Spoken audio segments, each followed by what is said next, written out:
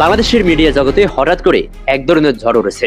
কয়েকটি হেডলাইন চোখে পড়লেই বোঝা যায় ইচ্ছাকৃতভাবে মানুষের মনে একটি নির্দিষ্ট ধারণা ঢুকিয়ে দেওয়ার চেষ্টা চলছে। শিরোনামগুলো এমন: ভারতের সঙ্গে গোপন বৈঠকের কথা স্বীকার করলেন জামাত আমির।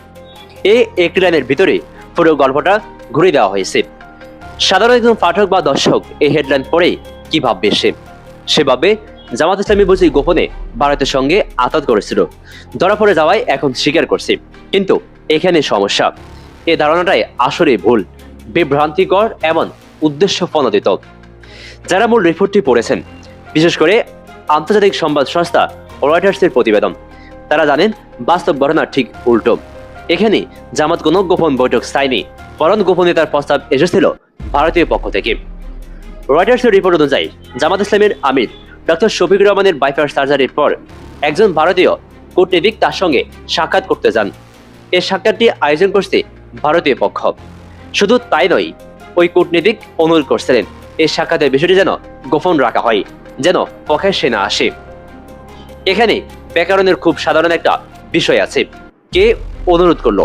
ভারতীয় কূটনীতিক। কাকে অনুরোধ করলো? জামাত আমিরকে। সাবজেক্ট ভারত, অবজেক্ট জামাত। কিন্তু বাংলাদেশের কিছু মিডিয়া আশ্চর্য দক্ষতায় এই সাবজেক্ট অবজেক্ট উল্টে দিয়েছে। তারা এমনভাবে খবর বানিয়েছে যেন জামাত ভারতের সঙ্গে গোপনে দেখা করছে এবং এখন সেটা স্বীকার করছে। ডাক্তার শফিকুর রহমান কিন্তু রয়টার্সকে আরো এক ধাপ এগিয়ে কথা বলছেন। তিনি উল্টো প্রশ্ন তুলেছেন, অন্য দেশের কূটনীতিকেরা তো আমাদের সঙ্গে প্রকাশ্যে দেখা করেন, ছবি তোলেন, বিবৃতি দেন, তাহলে ভারত কেন গোপনীয়তা চাই? কেন এই সাক্ষাৎ লুকিয়ে রাখতে হবে? এই প্রশ্নটাই আসলে পুরো ঘটনার কেন্দ্রবিন্দু।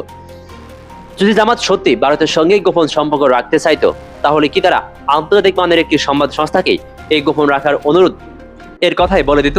যুক্তি দিয়ে ভাবলেই বোঝা যায় বিষয়টা আসলেই উল্টো। ডাক্তার শফিকুর রহমান এখানে ভারতের গোপন কূটনৈতিক কৌশলের বিরুদ্ধে অবস্থান নিয়েছেন। তিনি স্পষ্ট বার্তা দিয়েছেন, জামাত ইসলামী কোনো দেশের সঙ্গে গোপন সম্পর্ক বা আন্ডারগ্রাউন্ড ডিলেন্সে বিশ্বাস করে না। যা হবে তা প্রকাশ্যে হবে, দিনের আলোতে হবে।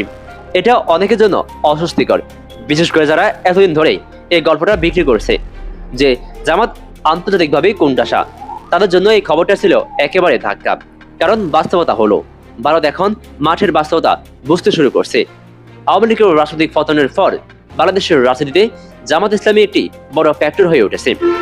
রয়টার্সের রিপোর্টেও পরিষ্কার বলা হয়েছে, দিল্লি এখন ভবিষ্যতের সম্ভাব্য ক্ষমতাধর সব পক্ষের সঙ্গে যোগাযোগ রাখতে চাই। এক ঝুড়িতে সব ডিম রাখার নীতি থেকে ভারত সরে আসছে।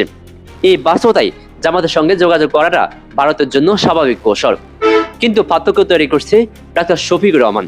তিনি ভারতকে বুঝিয়ে দিয়েছেন, সম্পর্ক হবে সমমর্যাদার ভিত্তিতে, কোনো গোপন সত্ত্বে নয়, কোনো লঘুচুরির কূটনীতিতে নয়। এখন প্রশ্ন হলো, এত পরিষ্কার একটি ঘটনা কিভাবে দেশের মিডিয়া গিয়ে উল্টো রূপ নিল? উত্তরটা খুব কঠিন না।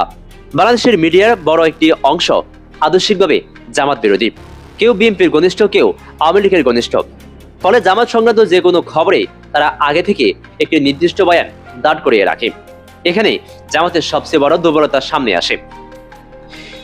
নিজস্ব শক্তিশালী মিডিয়া না থাকা। রাজনীতি এখন আর শুধু রাজপথের মিছিল না, রাজনীতি এখন ন্যারেটিভের লড়াই। যে নিজের গল্প নিজে বলতে পারে না, তার গল্প অন্যরা লিখে দেয়। বিএনপির নিজস্ব পত্রিকা আছে, আওয়ামী লীগের ছিল ডজনখানেক টিভি চ্যানেল, এমনকি ছোট দলগুলো মিডিয়া সেল আছে। কিন্তু জামাতের মতো বড় একটি দলের কোনো জাতীয় মানের টিভি চ্যানেল বা দৈনিক পত্রিকা নেই। ফলে রয়টার্সের মতো রিপোর্ট এলেও দেশের মিডিয়া সেটাকে ইচ্ছে মতো মোচড় দিতে পারে। গ্রামের চায়ের দোকানে বসে থাকা মানুষ ফেসবুকে স্ট্যাটাস পড়ে না, সে দেখে টিভির ব্রেকিং নিউজ, পত্রিকার হেডলাইন।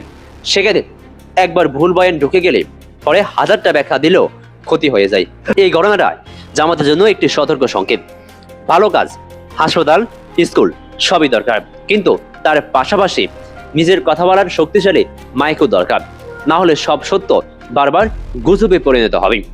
প্রশ্নটা এখন খুব সোজা, জামাত কি এবার বুঝবে, নাকি আবার পরের গুজবের জন্য অপেক্ষা করবে?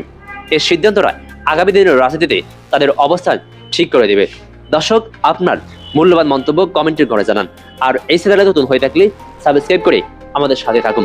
ধন্যবাদ।